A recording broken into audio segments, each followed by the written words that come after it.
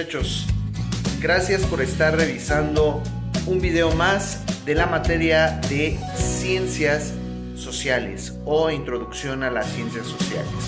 El día de hoy vamos a estar visualizando el tema del marxismo, en el cual vamos a enfocarnos tres partes.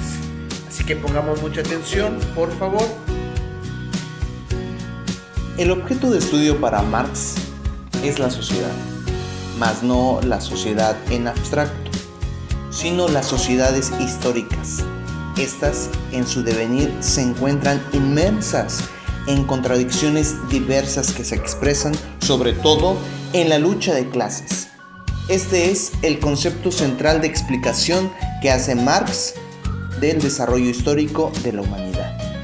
Para Marx, la exigencia del conocimiento científico precisa de concreción histórica, esto es, cuándo y dónde se desarrolla la lucha de clases.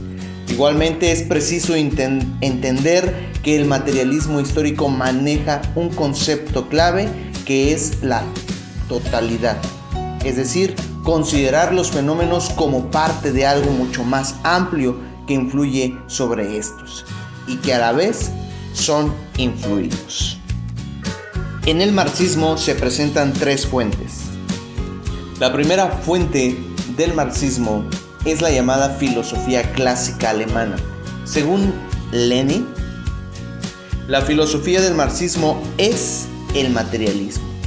A lo largo de toda la historia moderna de Europa y especialmente a fines del siglo XVIII. El materialismo histórico quiere ser una teoría científica sobre la formación y desarrollo de la sociedad, mediante una teoría económica, histórica y filosófica, que intenta descubrir las leyes que rigen el cambio social y presenta un método para la interpretación de los conflictos sociales y su transformación. La característica que define el materialismo histórico consiste en la afirmación de que son las bases económicas y los modos de posesión de los bienes materiales los que se encuentran a la base de toda transformación social. Sabemos que la estructura social y el motor del cambio no son las voluntades de las personas tomadas individualmente, ni las ideas, ni mucho menos la voluntad divina, sino lo material, la vida económica y social, reales del hombre, las necesidades económicas y los intereses económicos de los distintos grupos sociales.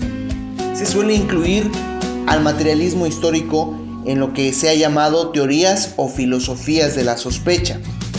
Las filosofías de la sospecha, muchachos, mantienen que para comprender la conducta de un individuo o de un grupo social no es adecuado atender a la explicación que dicho individuo o grupo da, pues dicha explicación no es objetiva, está mediatizada, es consecuencia de los intereses del individuo o grupo. Para entender a un individuo o grupo, es necesario sospechar de la comprensión que él tiene de sí mismo y remitirse a otro nivel de realidad, distinto al de la propia conciencia. Los filósofos de las sospechas han sido Freud, que destaca la motivación inconsciente en la conducta humana, Nietzsche, para él que la cultura occidental esconde su carácter antivital, y el marxismo, según el cual el fundamento verdadero de la conducta social no está en el nivel de la comprensión que los hombres que tienen a sí mismo, comprensión que se sitúa en el nivel de las ideologías, sino en el nivel de los intereses económicos y políticos del grupo dominante. Marx nunca utilizó los términos materialismo histórico o materialismo dialéctico. Marx y Hegel utilizaron más bien las expresiones método dialéctico o teoría materialista de la historia. Al hablar del materialismo filosófico, tuvo su complemento por parte de los dos personajes que ya mencionamos, Marx y Hegel, con el método dialéctico. El método dialéctico es una forma dinámica de análisis al hablar del dialéctico, es decir que es un diálogo, ¿sí?, según la cual toda la realidad se encuentra en cambio constante. Los cambios, a su vez, operan por la lucha del contrario en el seno de cada aspecto de la realidad. Una tesis, una antítesis y síntesis, que es la conclusión de ambas. Entremos a la segunda fuente del marxismo, que es conocida como la economía política inglesa. La teoría del trabajo como base de todo valor está enfocada en esta fuente. Marx prosiguió con su obra fundamentando con toda precisión y desarrollando consecuentemente esa teoría, y poniendo de manifiesto que el valor de toda mercancía lo determina la cantidad de tiempo socialmente necesario, invirtiendo en su producción. Descubrió que el secreto de la ganancia de los capitalistas residían en la cantidad de trabajo no pagada a los trabajadores, esto es, en la producción derivada de esta cantidad no pagada. A ella denominó plusvalía. Otro término que podemos identificarlo más fácil de plusvalía es el aumento del valor de una cosa, especialmente de un bien inmueble, por circunstancias independientes de cualquier mejora realizada en ella. Sobre la economía política inglesa, escribe Lenin: la economía política clásica anterior a Marx surgió en Inglaterra, el país capitalista más desarrollado. Adam Smith y David Ricardo, en sus investigaciones del régimen económico, sentaron las bases de la teoría del valor por el trabajo, y Marx prosiguió con su obra, demostrando estrictamente esa teoría y desarrollando consecuentemente, mostrando que el valor de toda mercancía está determinado por la cantidad de tiempo de trabajo socialmente necesario invertido en su producción. Las mercancías se intercambian por el trabajo, en este caso hablamos de un trabajo abstracto, que contienen, y por sus precios gestados en el mercado. Concluye acertadamente Lenin con otra idea que nos dice: la teoría de la plusvalía es la piedra angular de la teoría económica de Marx. La plusvalía se obtiene porque el trabajador asalariado recibe por su tiempo de trabajo solo lo que se requiere para reproducir su capacidad de trabajar, no la jornada completa que dura su trabajo. Así, su fuerza de trabajo genera más valor que lo que recibe, y este más valor va al empresario.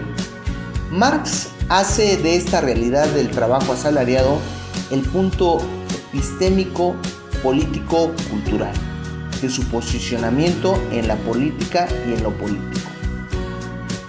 Al hablar de una emancipación obrera, que es una liberación respecto de un poder o de una autoridad o de una tutela o del trabajo vivo, crea condiciones de la más alta emancipación humana, porque puede portar todas las demás liberaciones. Hablemos de la tercera fuente del marxismo, y con esta concluimos este tema general, que es el socialismo francés.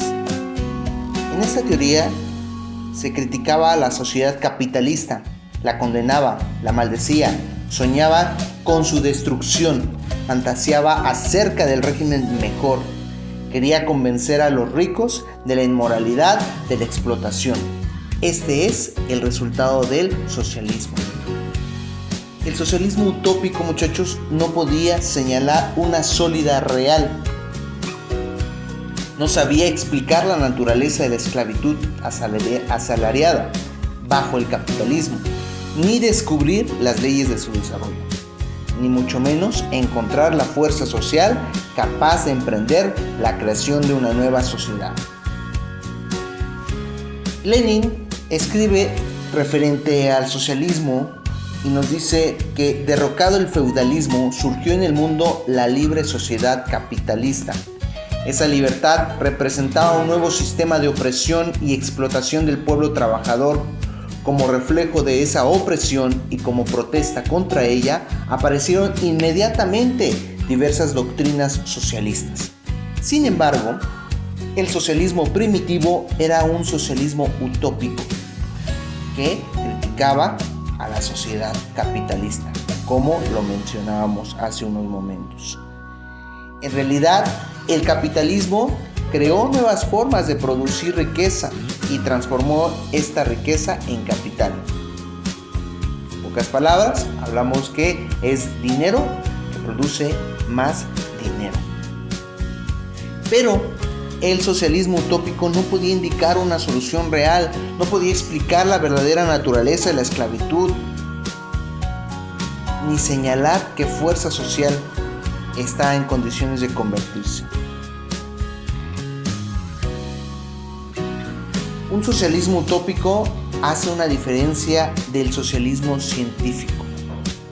Comparamos con las ideas de Marx y las ideas de Hegel. No porque el último sea verdadero, sino porque el materialismo histórico muestra los actores y la ruta, en este caso, de las luchas de clase, que permiten construir la nueva sociedad. Como toda ruta, puede perderse en el sentido de generar extravíos en quienes la siguen. Establecía Marx de manera general que el capitalismo no es solamente una teoría para interpretar a la sociedad, sino que pretende cambiarla. No olvides revisar la plataforma con las indicaciones. Recuerda que la idea principal o final de cada una de estas actividades es encontrar esa relación de lo que tienen las ciencias sociales con cada uno de estos personajes. Gracias por tu atención, nos vemos en la próxima.